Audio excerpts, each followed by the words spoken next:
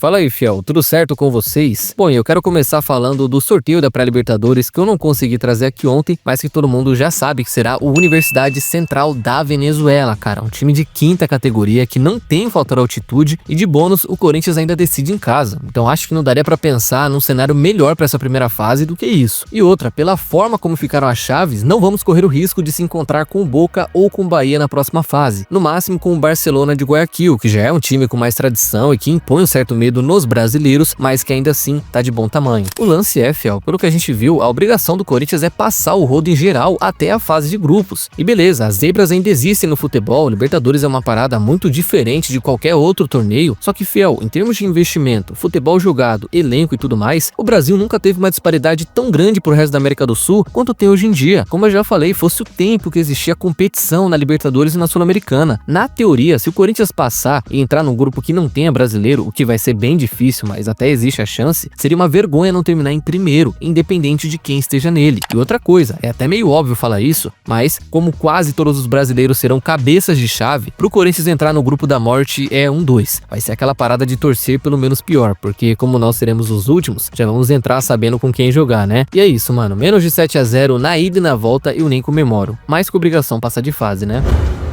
Estrela do meio campo, ao lado de várias outras também, só que essa é bem mais recente do que as demais, Breno Bidon, fiel, novamente foi chamado para integrar a seleção de base do Brasil, junto com o goleiro Felipe Longo, que ainda não estreou no profissional, para a disputa do Sul-Americano no começo do ano que vem. E aqui o detalhe interessante, se o Brasil avançar até a final, que é o que a gente espera, o Corinthians perderia o Bidon do dia 23 de janeiro até 16 de fevereiro. Aliás, bem antes do dia 23 de fevereiro, porque tem a preparação do elenco. Então, se for ver, ele nem participaria da pré-temporada com Ramon. E outra, nesse cenário de final, ele perderia praticamente toda a fase de grupos do Paulistão, ou seja, é uma baixa gigantesca pro Corinthians no começo do ano, que mesmo assim não deve exercer a opção de vetar a convocação, justamente por ser uma das maiores vitrines para essa molecada. Inclusive, ainda que calhem de ir para uma final no dia 16, talvez ainda dê tempo dele viajar pro primeiro jogo da pré-Libertadores no dia 19, mas de todo jeito ele já vai ser aí um grande desfalque pro Ramon nesse Paulistão, que se não tiver nenhum reforço da base ou alguém que chegue no começo do ano, deve optar por Alex Santana como substituto imediato. Até porque eu não imagino ele colocando o Coronado para atuar com o Garro, Carrilho e os demais, né? Se fizer isso vai ser uma grata surpresa. No mais, só para finalizar, Gabriel Moscardo, Pedro Pedroca do Zenit e Wesley também foram convocados, tá? É o quinteto representando a Fiel nesse sul-americano, falou?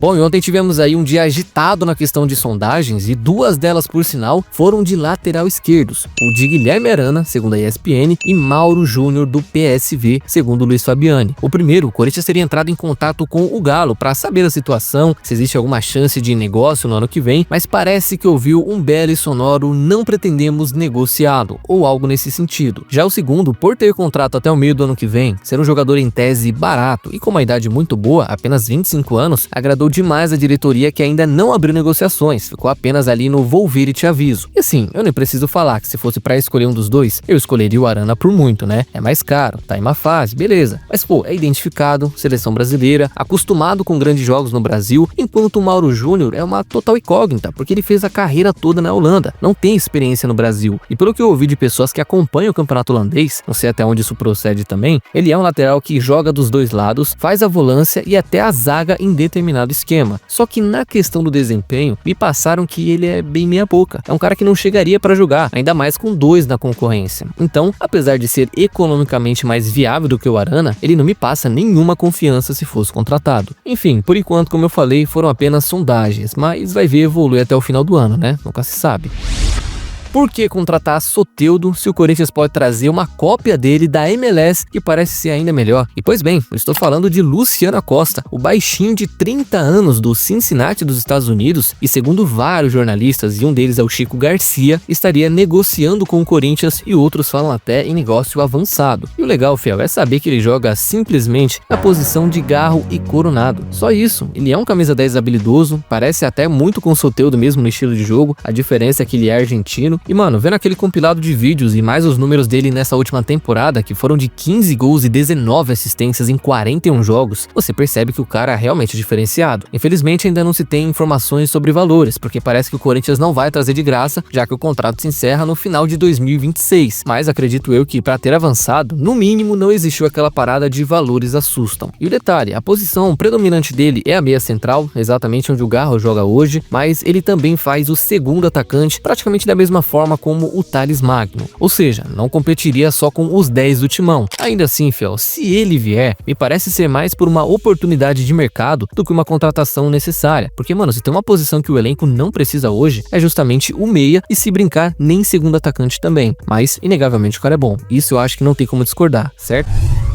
Bom, e esse é o grande caso do jogador que não joga nada, não tem mídia, mas é especulado em tudo quanto é clube, Pedro Raul. E eu estou falando do rebaixado Atlético Paranaense, que de acordo com Vinícius Forlan, um setorista local lá do Paraná, teria demonstrado interesse no atacante e para isso poderia envolver o volante Eric e mais uma compensação financeira no negócio. E tipo assim, fiel, o Corinthians já queria esse Eric há muito tempo, não sei se ainda tem o desejo, porque contrataram muitos volantes depois disso. Só que cara, só de trocar por um jogador inútil e de quebra ainda receber algo por isso, financeiramente falando, é o típico negócio que até vendo eu não acredito. E tudo bem, pode ser que na Série B ele arrebente, seja um jogador ali para essas categorias inferiores. E sinceramente falando, eu nem acho ele tão ruim quanto pintam. É um centroavante com certas qualidades notáveis, como o domínio, por exemplo. Só que o grande problema que ele tem, e é exatamente por isso que eu fico surpreso do Atlético Paranaense querer, é que ele é extremamente caro para a função que foi contratado para fazer. É um cara que custa seus 750 mil reais por mês, fora os 26 milhões que pagaram pro Toluca para ele terminar a temporada com 3 gols e uma assistência. A única vez que esse cara conseguiu me impressionar esse ano, não por um lance ou outro, foi aquele contra o Bragantino, inclusive onde ele dá essa assistência que eu falei. E se brincar, foi o único jogo também acima da média o ano inteiro. E aí mesmo com tudo isso, o Atlético demonstrar o interesse é no mínimo esquisito, cara, não tem como falar outra coisa. Por sinal, a troca pelo Eric é mais uma possibilidade que o jornalista citou do que uma informação de fato, mas o interesse aparentemente existe e seja por um empréstimo ou venda, né, não importa, eu imagino que a diretoria não vai dificultar o negócio. Tipo assim, você quer sair, irmão, você não vai jogar no que vem. Yuri Alberto, Depay, Héctor Hernandes, você tá fora. Pode ter certeza que a gente não vai te segurar aqui. Então, espero que esse negócio vá pra frente, que ele saia do Corinthians e de quebra, se puder vir o Eric, eu vou estar agradecendo demais, falou?